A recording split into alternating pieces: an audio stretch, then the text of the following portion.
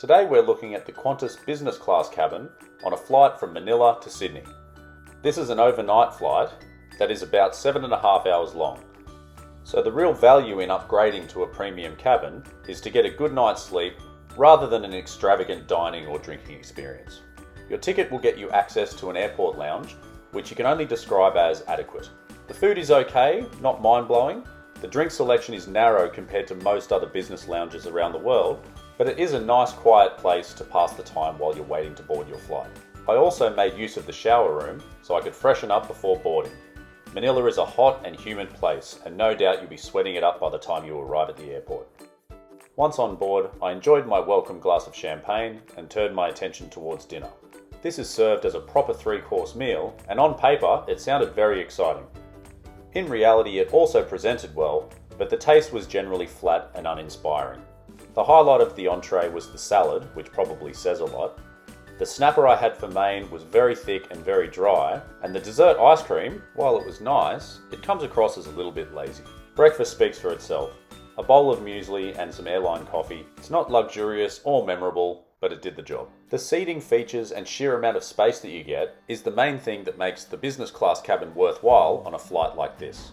The TV screen is enormous, probably double the size of what I've seen in some other business class cabins. The broad selection of in-flight entertainment is also amongst the best you'll find anywhere. This is not unique to the business class cabin, but one of the advantages of flying Qantas in general.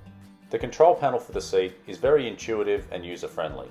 You can isolate movement to certain parts of the seat, and you can lower yourself all the way down to that glorious lay-flat position. You were given a pair of Qantas pyjamas, which I'm sure are very comfortable, but it was way too hot on the plane to wear them over another layer like many others did, and I wasn't going to get changed in a tiny airplane bathroom. The comfort pack came in a casing that was noticeably cheap, but the contents was fine, and that's what really matters. The moisturizers, lotions, lip balm, socks, toothbrush, and mask were all perfectly adequate.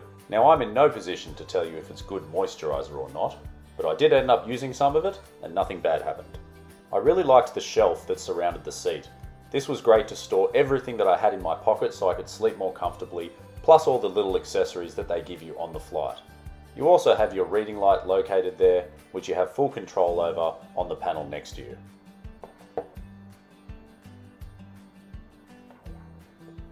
The noise-cancelling headphones are amazing and make it very easy to sit back and get lost in a movie while you relax and drift off to sleep. Strangely, the highlight of the whole flight was the blanket that they give you. It's wonderfully soft, thick and comfortable, and makes for a very comfortable sleep. Last of all, and definitely the least, is you get a car-like seatbelt and a table that pops quickly and easily in and out of the seat compartment. I was able to snag an upgrade to business class from economy for just under 30,000 Qantas points. And while the food was a little bit disappointing, getting a short but relatively good quality sleep and arriving home feeling much fresher than usual made it all worthwhile.